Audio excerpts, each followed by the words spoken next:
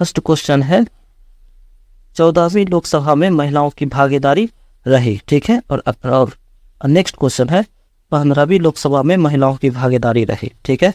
तो ये 14वीं और 15वीं लोकसभा जो है, 14वीं लोकसभा 2004 में हुई थी और 15वीं लोकसभा 2005 में हुई थी, ठीक है। और इन दोनों में प्रधानमंत्री मनमोहन सिंह ही रहे थे, ठीक है। दोनों साल प्रधानमंत्री मनमोहन सिंह रहे थे। तो प्रश्न पूछा जा रहा है कि 14वीं लोकसभा में महिलाओं की भागीदारी कितनी प्रतिशत रही, ठीक है।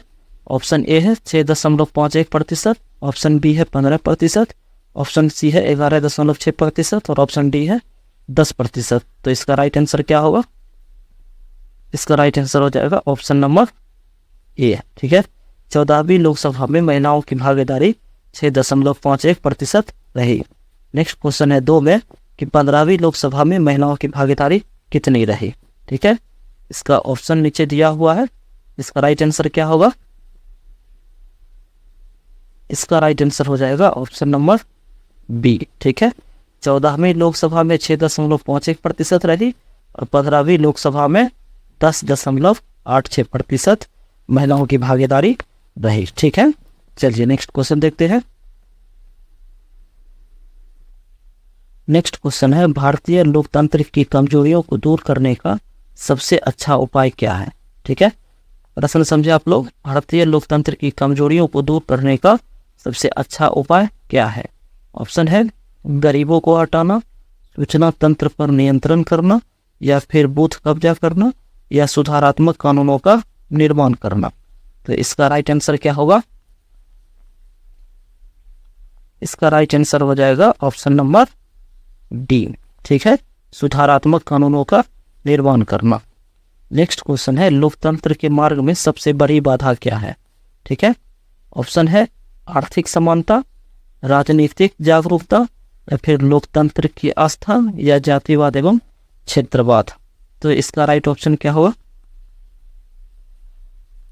इसका राइट आंसर हो जाएगा ऑप्शन नंबर डी, ठीक है, जातिवाद एवं क्षेत्रवाद। क्वेश्चन था लोकतंत्र के मार्ग में सबसे बड़ी बाधा क्या है?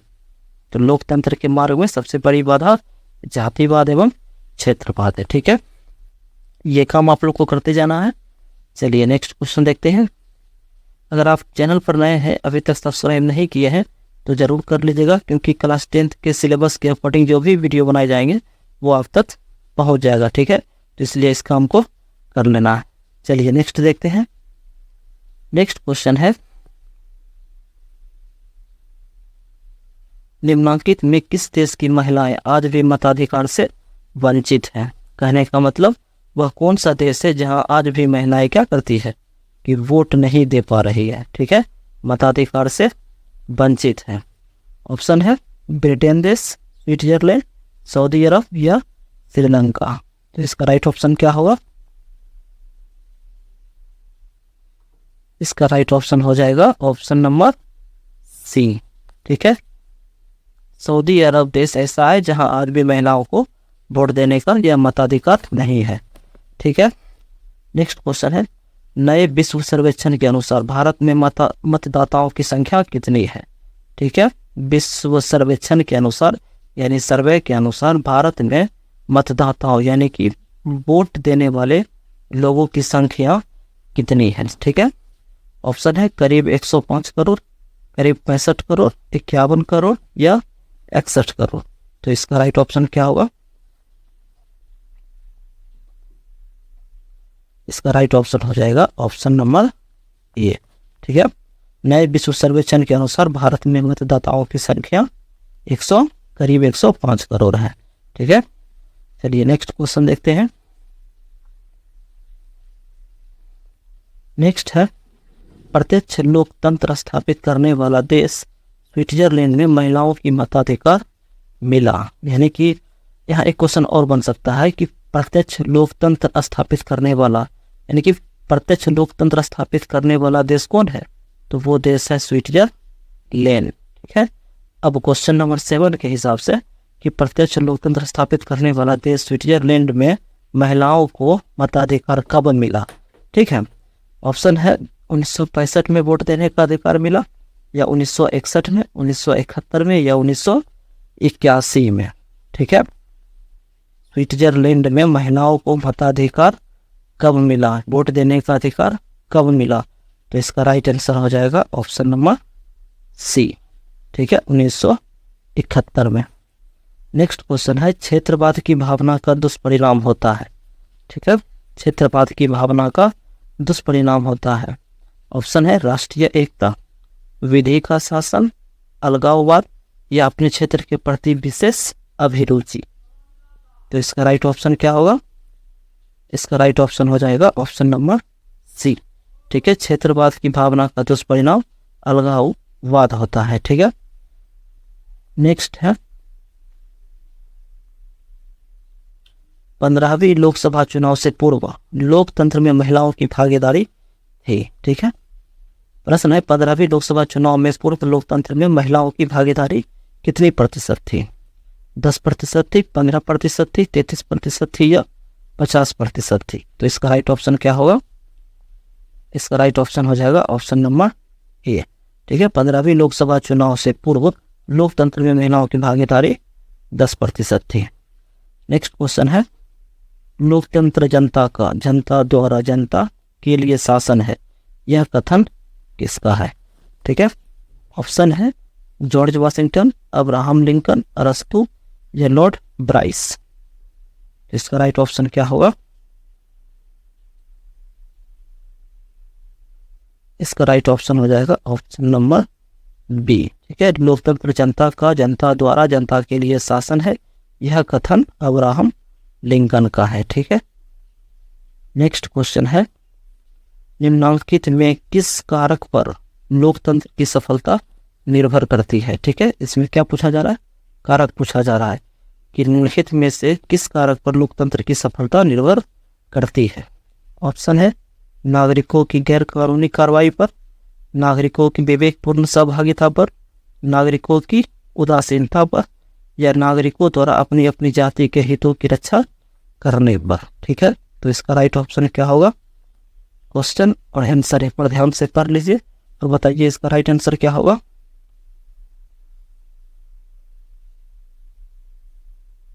इसका राइट आंसर होगा ऑप्शन नंबर बी। ठीक है, नागरिकों की विवेकपूर्ण सहभागिता पर।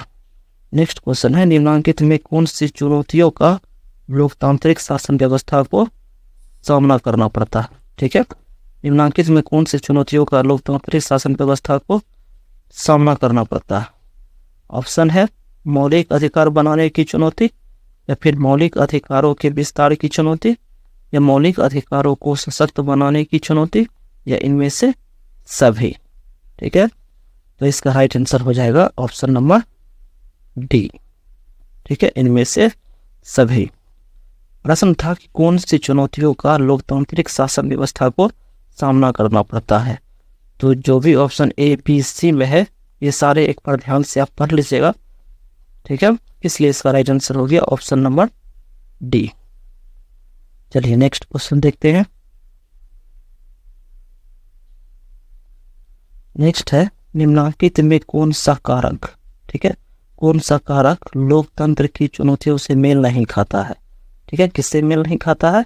तो लोकतंत्र की चुनौतियों से मेल नहीं खाता है। ऑप्शन है भारत में बहुसंख्यकों के हितों की रक्षा, श्रीलंका में तमिल हितों की रक्षा, दक्षिण अफ्रीका में गोरे अल्पसंख्यकों को दी गई सुविधाएं वापस लेने की मांग, सऊदी अरब की महिलाओं को सार्वजनिक गतिविधियों में भाग लेने पर प्रतिबंध। ठीक है, तो इसका राइट ऑप्शन क्या होगा? इसका राइट आंसर हो जाएगा ऑप्शन नंबर ए। ठीक है, भारत में बहुसंख्यकों के हितों की रक्षा। ठीक है, प्रश्न था निम्नलिखित में कौन सा कारक लोकतंत्र की चुनौतियों से मेल नहीं खाता है? ठीक है, तो इसका राइट आंसर हो गया भारत में बहुसंख्यकों के हितों की रक्षा, जो मेल नहीं खाता है। ठीक है, नेक्स्ट क्वेश्चन है, लोकतंत्र जनता का, जनता द्वारा जनता के शासन के लिए यह कथन निम्नलिखित में किनका है? ठीक है, तो ये प्रश्न देख चुके हैं, इससे पहले के क्वेश्चन में देखे थे। इसका राइट आंसर क्या था? ऑप्शन नंबर सी था, ठीक है। जनता का, जनता द्वारा, जनता के लिए शासन, ये अब्राहम लिंकन का कथन है, ठीक है। नेक्स्ट क्वेश्चन है 15वीं लोकसभा में महिलाओं की संख्या कितनी है, ठीक है। 15वीं लोकसभा में महिलाओं की संख्या कितनी है या थी, ठीक है, क्योंकि 15वीं लोकसभा हो चुका है। 15वीं लोकसभा में महिलाओं की संख्या कितनी थी, तो इसका राइट आंसर हो गया ऑप्शन नंबर डी, ठीक है, 10 महिलाएं थीं। नेक्स्ट क्वेश्चन है जल संकट किस देश में लोकतांत्रिक चुनौतियों के रूप में उभरी है, ठीक है। जल संकट का मतलब यानी कि उस देश में जल की कमी हो रही है, तो जल संकट किस देश में लोकतांत्रिक चुनौतियों के रूप में उभरी है। ऑप्शन है म्यांमार, अफगानिस्तान, घाना या बोलीविया। तो इसका राइट आंसर क्या होगा, इसका राइट आंसर हो गया ऑप्शन नंबर डी, ठीक है, वो देश बोलीविया है, ठीक है। चलिए नेक्स्ट क्वेश्चन देखते हैं। नेक्स्ट है निम्नलिखित में किस देश के समक्ष लोकतंत्र को माओवादियों की चुनौतियों का सामना करना पड़ रहा है, ठीक है। किस देश के समक्ष लोकतंत्र को माओवादियों की चुनौतियों का सामना करना पड़ रहा है। ऑप्शन है बांग्लादेश, पोलैंड, नेपाल या मोरक्को। तो इसका राइट ऑप्शन क्या हो जाएगा, इसका राइट ऑप्शन हो जाएगा ऑप्शन नंबर सी, ठीक है। कौन सा देश है, नेपाल है। नेक्स्ट क्वेश्चन है निम्नलिखित में कौन सा कारक लोकतंत्र की चुनौती है। ऑप्शन है राष्ट्रीय विकास, देश प्रेम, जातिवाद या पंचायती राज। तो इसका राइट आंसर क्या होगा, इसका राइट आंसर हो गया ऑप्शन नंबर सी, ठीक है, जातिवाद। प्रश्न था कौन सा कारक लोकतंत्र की चुनौती है, तो लोकतंत्र की चुनौती जातिवाद है। चलिए नेक्स्ट क्वेश्चन देखते हैं।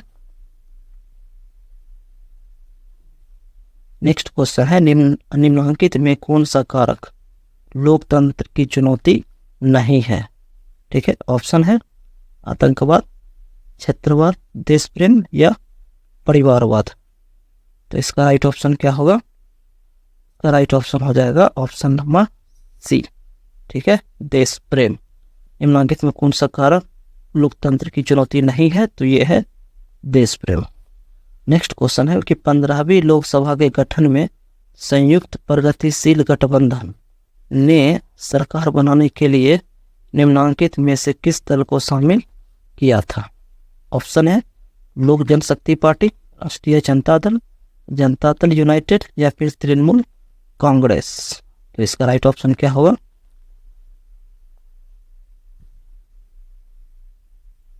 इसका राइट ऑप्शन हो जाएगा option number D, Trinamool Congress दल को शामिल किया गया था। नेक्स्ट क्वेश्चन है नए विश्व सर्वेक्षण के आधार पर भारत में कितने मतदाता हैं। क्वेश्चन लगता है पर फिर से रिपीट हुआ है, तो इसका राइट आंसर क्या होगा, बी हो जाएगा, ठीक है। नए विश्व सर्वेक्षण के आधार पर भारत में करीब 105 करोड़ वोट देने वाले लोग हैं, ठीक है, यानी कि 18+। नेक्स्ट क्वेश्चन है विश्व के कितने हिस्से में लोकतांत्रिक व्यवस्था नहीं है। 2/3 हिस्से में, 1/4 हिस्से में, आधे हिस्से में या इनमें से कोई नहीं। तो इसका राइट ऑप्शन क्या होगा, इसका राइट ऑप्शन हो जाएगा ऑप्शन नंबर बी, ठीक है, विश्व के 1/4 हिस्से में लोकतांत्रिक व्यवस्था नहीं है, ठीक है। चलिए नेक्स्ट क्वेश्चन देखते हैं।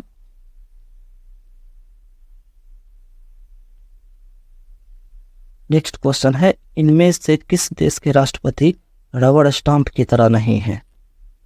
ब्रिटेन देश के, कनाडा देश के, भारत देश के या ऑस्ट्रेलिया देश के, ठीक है। तो इसका राइट आंसर ऑप्शन सी होगा, भारत देश के राष्ट्रपति रबड़ स्टाम्प की तरह नहीं है, ठीक है। नेक्स्ट क्वेश्चन है नेपाल में माओवादी नेता कौन है। नेपाल में माओवादी नेता कौन है, गिरिजा प्रसाद कोइराला, ठीक है, या फिर माधव कुमार नेपाल या पुष्पदल प्रचंड या रामबरन यादव। तो इसका राइट ऑप्शन क्या होगा, इसका राइट ऑप्शन हो जाएगा ऑप्शन नंबर सी, ठीक है, पुष्पदल प्रचंड। नेपाल में माओवादी नेता पुष्पदल प्रचंड है। चलिए नेक्स्ट क्वेश्चन है कार्यपालिका में ऊर्जा होनी चाहिए तो विधायिका में दूरदर्शिता, जबकि न्यायपालिका में सत्य के प्रति निष्ठा और संयम होनी चाहिए। यह किसका कथन है? ठीक है, प्रश्न एक बार फिर से रिपीट करते रहे हैं। कार्यपालिका में ऊर्जा होनी चाहिए तो विधायिका में दूरदर्शिता, ठीक है, जबकि न्यायपालिका में सत्य के प्रति निष्ठा और संयम होनी चाहिए। तो यह कथन किसका है? ठीक है, मार्टिन लूथर किंग का, अब्राहम लिंकन का, अलेक्जेंडर हैमिल्टन का, या फिर जॉर्ज वाशिंगटन का। तो इसका राइट ऑप्शन क्या होगा? इसका राइट ऑप्शन हो गया option number C, Alexander Hamilton का। नेक्स्ट क्वेश्चन है, लोकसभा में निर्वाचन हेतु कुल सीटों की संख्या कितनी है? ठीक है, 542 सीटें हैं, 544 है, 543 है, या 545 सीट है। तो इसका राइट आंसर क्या हो गया? Option number D. ठीक है, लोकसभा में निर्वाचन हेतु 545 सीट है। ठीक है, चलिए नेक्स्ट क्वेश्चन देखते हैं। नेक्स्ट क्वेश्चन है, 15वीं लोकसभा चुनाव में कांग्रेस पार्टी को कितनी सीटें प्राप्त हुई थी?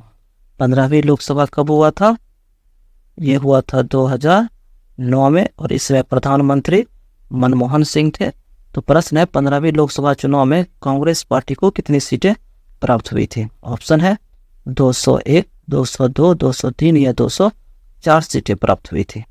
तो इसका राइट आंसर हो गया ऑप्शन नंबर बी।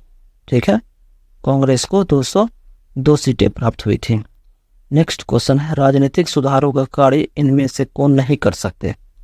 चिकित्सक, राजनीतिक कार्यकर्ता, राजनीतिक दल या आंदोलन। तो सीधा इसका आंसर दिख रहा है कि राजनीतिक सुधारों का कार्य जो है वो चिकित्सक नहीं कर सकते हैं। ठीक है, बाकी सारे जो है ये कर सकते हैं। चलिए नेक्स्ट क्वेश्चन देखते हैं।